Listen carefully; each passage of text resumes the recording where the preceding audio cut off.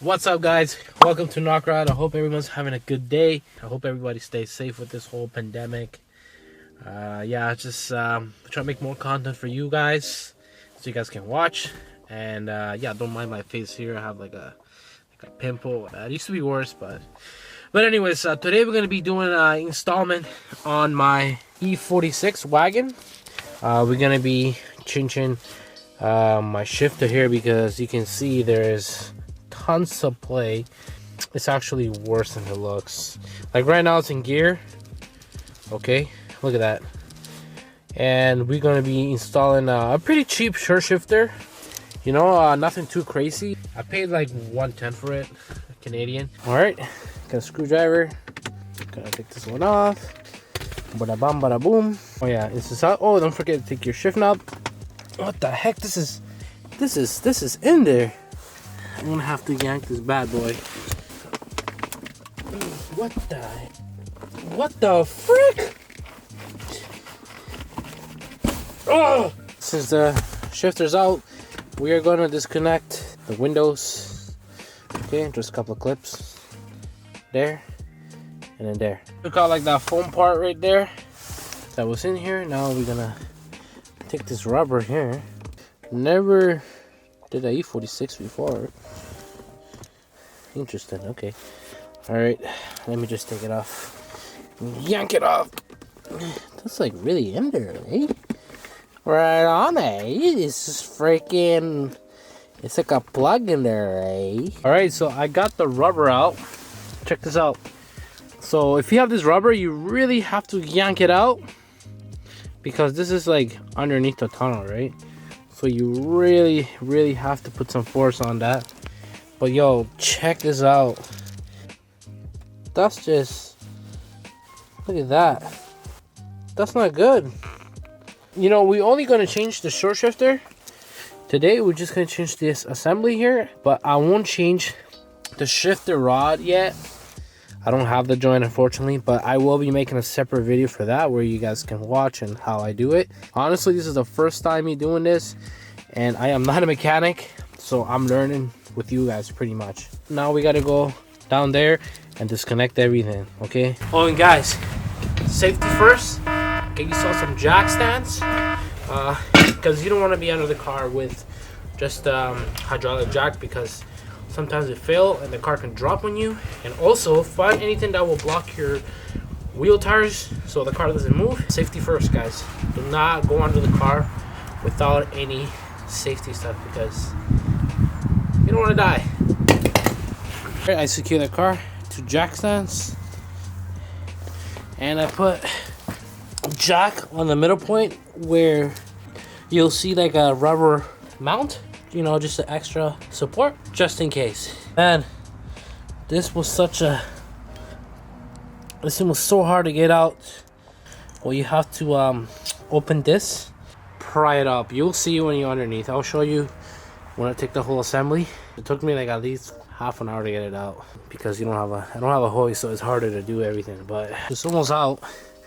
Now I have to take the whole assembly that goes across the tunnel. So what I'm gonna do, I'm gonna hit it from the top here. A lot of people do it from the bottom. They kind of like yank it out, but I'm just gonna hit it from the top since it's easier and it's warmer. All right, so I got it out. So this is the pin that I was telling you guys. So if you're under the car, you're inside, right? And there's a bushing by the tunnel here. You can take the bushing out. I just kind of pulled it forward and I just left the bushing inside. I'm not gonna take it out, it's too cold. And then there's this pin here. So when you're on the car, you're gonna see this pin here. So you have to pry it as hard as you can, and then this will slide up. It takes a little bit of time to take it out, but you have to pry it hard or else the pin will come out. So get like a good screwdriver, and yeah, you only do this when you're doing a chassis mount, a short shifter for your E46 or E30 or E39.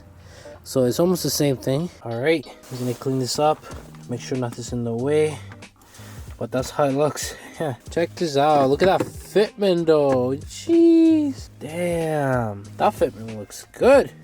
Bam, bam.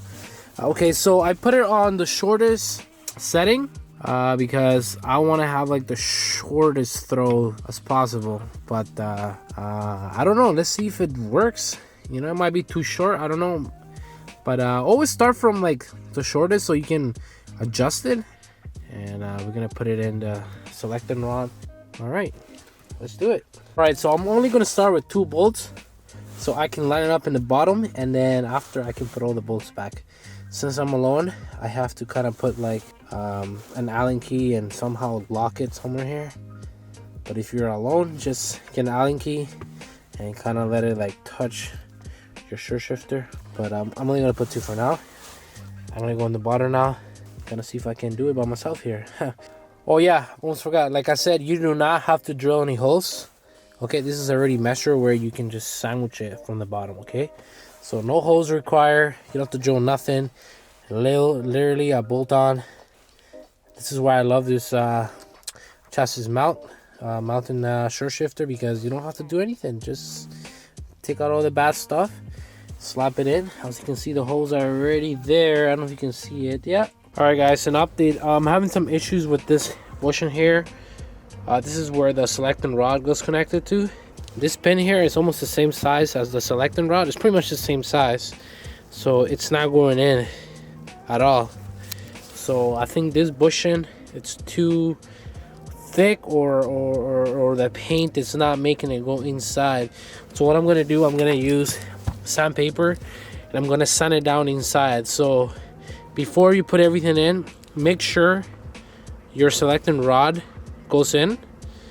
If it doesn't, then you're gonna have to sand it down inside here. Okay, do not put everything on because it's such a hassle, because you don't want to do all that work and then be stuck. So all right, guys, so the pin goes in now. I already tried it underneath the car. Make sure you put some a little bit of grease so it goes in smoother. Fiance here, Pauline, just gonna help me with the shifter here, because me alone is really hard to do it. And it's like minus 20. It's cold. Like, look at this. No garage. Right now it's like snowing. It's not the time to be out right now. Yeah, I should be doing this. I could wait for summer, but I don't like waiting, especially in car parts like this. Okay, let's go. I'm not gonna mount this on the top here. I'm gonna get this bracket from underneath, so it's easier for me to sandwich it, because putting the bracket underneath is just so hard because everything's in the way. You could take the drive shaft, exhaust, whatever, but I don't want to do that right now. It's too cold. But you don't need to take none of that stuff out to do the short shifter. So I'm going to show you guys exactly how I did it, because I had to take out the selecting rod because it was still not going in on the selecting rod and the short shifter.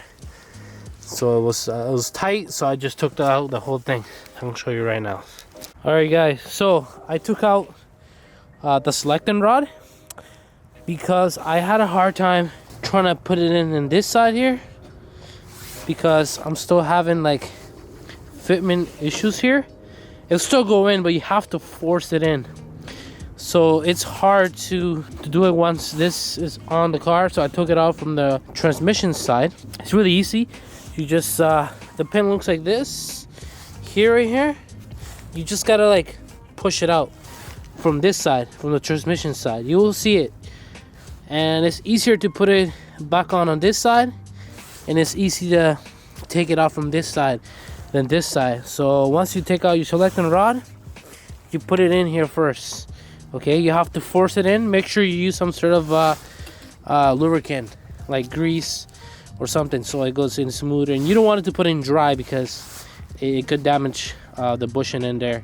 We're gonna put this in from the top. I am not gonna do it from the bottom because everything's in the way, exhaust, drive shaft. So this part, it's not gonna fit underneath. So I'm gonna have to suck it up and just really do it from the bottom. You don't have to take out the drive shaft, the exhaust, or anything to do this, but it is easier to install the short shifter if you drop everything.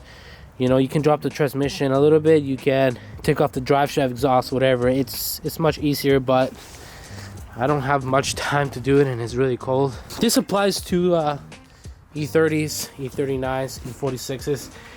This is a E46, so if you are looking to do this in your E46, this is how you do it. Oh, so much easier with 2 people. All right, we're gonna put the rest of the bolts. I don't want to tie it up yet. I'm gonna measure where I want it. Gotta make sure everything lines up properly. So don't tighten everything up first. Just line everything up. See where you want it. Ooh. Let me try. Feel that. Ooh, that's nice. Let me see the play. It's still a little bit of play because there's like a joint by the transmission. I forgot what it calls, but it's connected to the selecting rod, so you can change that. I don't mind a little bit of play here. It's whatever. It's better than before. All right, guys. So she's gonna help me with. We're gonna tighten it here. So she's gonna tighten it from the top, and I'm gonna hold it from the bottom. So if you have someone, get them to tighten it from the top. Oh yeah, when you tighten this up, go across, just like a wheel, so everything sits even. Don't go around. All right, she's installed, so you can see here. Can I get up? Yeah, you can get up. Look at that. Nice. Oh yeah, make sure this is really tight. These bolts here, because you don't want to go loose. But see, that's how it looks. You don't see the support bar from the OEM shifter, because with chassis mount it eliminates all that movement. So you get rid of a bunch of bushings where if you want like OEM finish, you will have to replace, which is a bit more money, and you only have the selected rod now. They have like the other selected rods where you can mount them. They look kind of like a U connection. I forgot what it calls, but you can change to select the rod if you don't want too much movement. And you can also replace, there's a joint at the end here. It's hard to see it, but you will know what I'm talking about. You can replace that, and then it will have a little bit of less play, but you're still gonna have play because that joint is meant to have some sort of play. But I know you can buy the aftermarket selector rod that it will eliminate all the movement. And you can also buy the adjustable selector rod from Garage Majestic, so you can check that out. But for now, I'm just gonna run the OEM because I am on a budget with this car. But maybe later on I'll consider it replacing everything. As you can see, I gotta replace my transmission mount here, and because now I have a solid chassis mount short shifter, so you gotta make sure nothing moves too much because it could ruin stuff here, right? So I'm not sure where I'm gonna do it, but probably in the summer I'm gonna replace the bushings because I don't want anything to break. But for now, full send on OEM bushings. But all right, so you have your OEM shifter here, and this is what I was talking about. When you do chassis mount, you eliminate all this. That's the beauty of it, because there's so much play in this system. You have a bushing here that you gotta replace, then you gotta replace this bushing here, and then you gotta replace this bushing here. So there's a lot more movement here. With the chassis mount, you don't have to worry about none of this. So my recommendation, go for a chassis mount, because it's less work. Because you gotta buy a bushing for that, you gotta buy a bushing for this, you gotta buy the whole kit. And they do have short shifters in this setup, OEM setup, but if you do the math, it's going to cost you almost the same or more. So you can literally pick up a chassis mount from AliExpress, eBay. All right, guys, so right now we're gonna go for a test run. So if you guys have any questions, let me know. My Instagram will be right here. Okay.